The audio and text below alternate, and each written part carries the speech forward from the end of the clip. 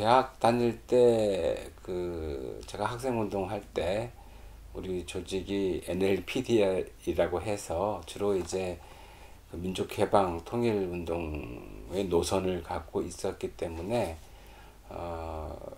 졸업 후에도 자연스럽게 시민사회 활동을 그 방면으로 했습니다. 그 방면으로 했고 모니카 목사가 1989년도에 방북했을 때 가지고 간 선물이 우리말 갈래사전이라는 책을 가지고 갔습니다.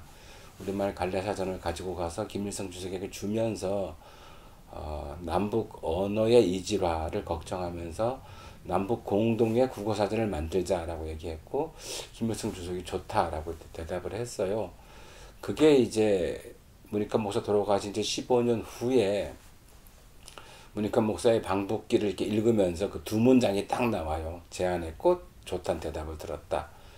거기에 착안해서 이제 그 후로 북을 가게 되면 마침내 2005년도에 이제 시작을 하게 되는 겁니다.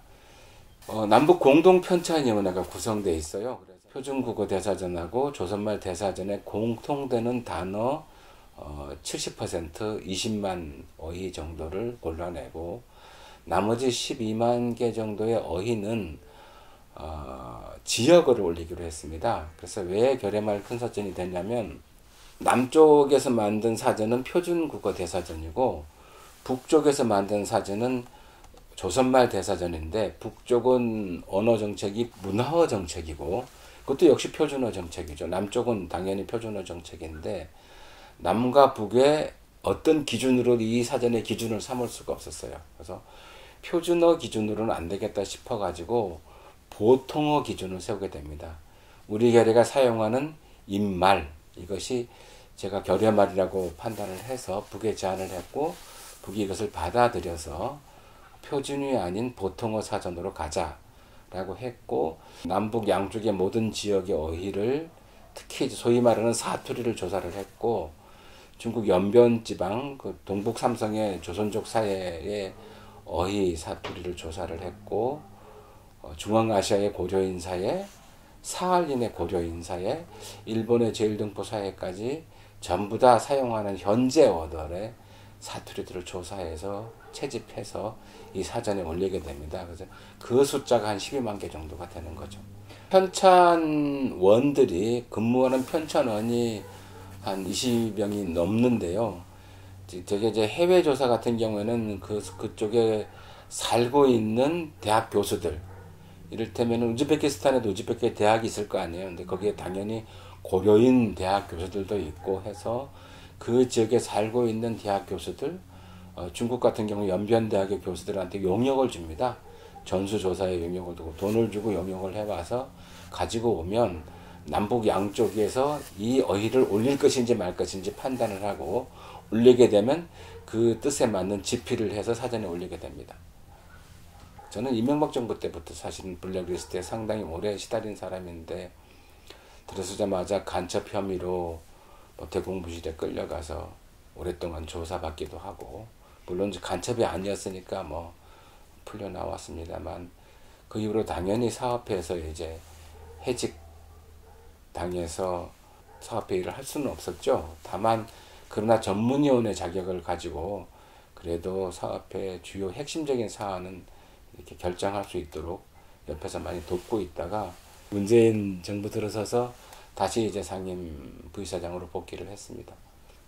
진척이 현재 지금 코로나 사태 때문에 북측 편찬위원들하고 회의를 하지 못해서 북측 편찬위원회가 집필해야 될 단어가 있습니다. 근데 예를 들어서 우리가 가나다라를 나누었을 때 가는 남쪽에서 집필하고 나는 북쪽에서 집필하기로 이렇게 분량을 정했을 거 아니에요. 근데 북쪽 편찬위원회가 집필하지 못한 한 3만 5천 개 정도의 분량을 현재 남쪽에서 집필하고 있습니다. 왜냐하면 만날 수가 없어가지고 대화도 안 되니까 일단 집필을 하고 이 집필이 끝나고 나면 북쪽 편찬위원회와 중국 베이징 대사관을 통해서라도 이렇게 원고를 보내고 협의하는 방식으로 해서 가려고 합니다. 그래서 단어마다 집필을 하고 있습니다. 집필을 하고 있고 이것을 집필된 걸 모여서 한 열흘 정도 모여가지고 열흘 동안 한 2만 개 정도 합의를 하는데요. 단어 하나하나마다 일일이 합의를 합니다. 이 단어의 뜻풀이가 잘 됐는지 못 됐는지, 이 단어의 정치적이고 이데올로기적인 의미가 포함되었는지 안 되었는지, 이런 것들을 일일이 확인해가지고 그 단어에 대한 뜻풀이를 남북이 공동으로 합의하는 거니까 한 뜻풀이만 있는 거죠. 한 뜻풀이만. 지금 시작한 지가 15년이 흘렀어요. 그래서 종이사전을 만들고 나면 전자대사전을 만들자고 하고, 남북 간의 전문 분야의 언어들을, 전문 용어들을 통합하자라는 합의가 돼 있는데, 이 종이사전을 못 만들어내니까 그 다음 사업으로 이행이 안 되고 있습니다. 그래서 이제 종이사전을 올해 가제본을 만들고 내년에 32만 어휘 정도의 종이사전을 일단은 발간을 하려고 합니다. 발간을 하는데, 근데 이 세상에 존재하는 모든 사전은 발간 즉시 미완성이에요. 왜냐하면은 어휘는 수없이 많은 어휘가 새로 태어나고 또 소멸하고 있기 때문에 즉시 미완성의 상태로 가게 됩니다. 그래서 뭐 사전에 있어서만큼은 완성본이 없다라고 하는 게 이제 사전학계의 정설이죠. 그럼에도 불구하고 아마 종이사전으로는 남북한 역사에서, 우리 민족의 역사에서 아마 마지막 사전이 될 거라는 생각은 해요. 이제는 종이사전 안 보잖아요. 그래서 마지막 사전으로 아마 종이사전이 나올, 내년 무렵에 내려고 계획을 잡고 있습니다. 제일 먼저는 어린이와 청소년들의 평화교육의 콘텐츠로 사용하는 거. 평화통일교육에 있어서 상대방의 언어와 그에 따른 문화를 가르치는 것. 이것이 아마 평화통일교육의 콘텐츠의 핵심이 아닐까. 저는 이렇게 생각을 합니다. 그래서 저는 이제 이 사전을 생각해 볼 때 세종대왕의 언어 영토라는 말을 씁니다. 그래서 이제 세종대왕은 두 개의 영토를 갖고 있었는데, 하나는 지리의 영토고 하나는 언어의 영토입니다. 지리의 영토는 뭐 사군 육진을 가지고 두만강 압록강을 지금의 우리 국경으로 만든 왕이시니까 당연히 지리의 영토도 확장이 돼 있었지만, 우리말을 기록할 수 있는 한글이라는 기호 문자를 만들어냄으로써 비로소 우리말의 언어 공동체를 완성시켰다고 봐요. 그래서 세종대왕의 언어 영토라고 표현을 가끔 하는데, 세종대왕의 언어 영토는 남과 북 당연히 포함되고, 그 다음에 중국의 조선족 사회에도 포함되고, 아까 말한 중앙아시아 고려인사회, 사할린의 고려인사회, 일본의 제일교포 사회까지 다 포함이 됩니다. 왜냐하면 우리말이 사용되고 있고, 우리말로 창작 활동을 하고 있고, 우리말로 신문도 내고 있는 곳이니까요. 당연히 그 포함이 되는 거죠. 세종대왕의 언어 영토 안에서 나오는 최초의 사전이에요. 그러니까 우리 민족은 불행하게도 아까 통일 말씀하셨는데 통일 사전을 가져보지 못했어요. 그러니까 대한민국에서 만들어낸 표준국어 대사전, 대한민국 정부가 만들어냈죠. 세종대왕의 언어 영토로 보면은 휴전선 이남과 이북은 물론이고, 중국의 돈복 삼성 지역, 중앙아시아의 우즈벡 카자흐스탄 지역, 그 일본과 사할린 지역까지 합쳐가지고 세종대왕의 언어 영토 안에 들어가기 때문에 그것을 전부 포괄하는 국어 사전, 우리말 사전으로는 뭐 최초이자 최후가 되지 않을까, 이렇게 생각하고 있습니다. 고등학교 2학년 때 시인이 되고 싶었으니까, 시인이 되고 싶어서 고2 때부터 이제 소위 말하는 학과 공부는 팽개치고 시하고 철학만 읽기 시작했어요. 세계 고전들을, 소설이나 당대의 고전이나 이제 철학들을 읽었는데, 아마 제 독서의 한 50%는 그때 한 것 같아요.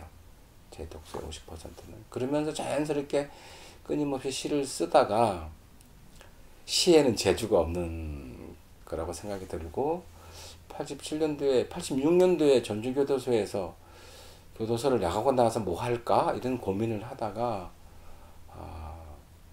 그때 이제 박종철이 죽었어요. 감옥에 있을 때 죽어서 그 소식을 듣고 이제 감옥 안에서도 투쟁을 합니다. 단식 투쟁을 막 하고 그러면서 이 이야기를 그 국가 폭력에 의해서 개인의 생명이 무참하게 파괴되는 이야기를 소설로 써야 되겠다는 생각을 하게 되죠. 그래서 그러니까 최초로 그 생각을 교도소에서 하게 된 거예요. 소설로 써야 되겠다는 생각을. 교도소에 나와가지고 그때 당시에 녹화 사업이라는 것도 있었어요. 군대 강제 징집되어 가지고 군대 가서 또 고문당해서 죽고 죽음이 숨겨지거나 은폐되고 막 이런 경우가 너무 많아서 그 이야기를 이제 소설로 써서 써두고 있었는데 뭐 공모전이 생겨서 공모에 응모해가지고 당선돼서 이제 소설가가 돼요. 2005년에는 분단 이후 최초로 남북 작가대회를 제가 총지휘를 합니다. 남북 작가대회를 평양에서 백두산에서 갔고 작가대회 이후에 만들어진 조직이 조선작가동맹하고 남쪽의 민족문학작가회의하고 서로 각각의 조직을 만들어내서 하나로 합치는데 이게 6.15 민족문학인 협회라고 있습니다. 이게 남북 공동의 문학인 조직이고 6.15 민족문학인 북측 협회가 있고 6.15 민족문학인 남측 협회가 있어요. 거기에 제가 이제 집행회장으로 지금 현재 있죠. 그런데 한번 세봤더니 30권 정도가 된다고. 너무 많이 쓴 것 같아요. 하긴 올해도 4권 정도를 책을 내니까 이번 10월 6일 날 나올 책은 정치의 품격이라는 책입니다.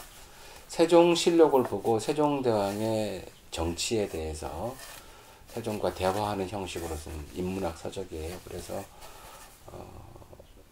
아마 세종의 다른 면모들, 세종의 실존적 면모 같은 것들을 많이 볼 수 있고, 그 다음에 코로나 시대인데, 막 코로나 시대 당연히 이제 옛날 왕들한테도 전염병이 있었는데 전염병이 어떻게 대왕이 세종이 맞서 왔는지 이런 것들의 내용이 실록을 찾아가지고 자세하게 책을 썼습니다. 어차피 이제 한글에 기대어 사는 사람이라 기본적으로 세종대왕에 대한 관심도 많았고, 세종대왕은 중국으로부터 문화를 독립시키고자 한 유일한 왕이니까요. 그래서 좋아하고, 그래서 그 입장, 중국으로부터 문화를 독립시키고자 노력했던 정치를 어떻게 해왔는지에 대한 걸로 한 400페이지가 넘어요. 그걸 좀 기술을 했죠.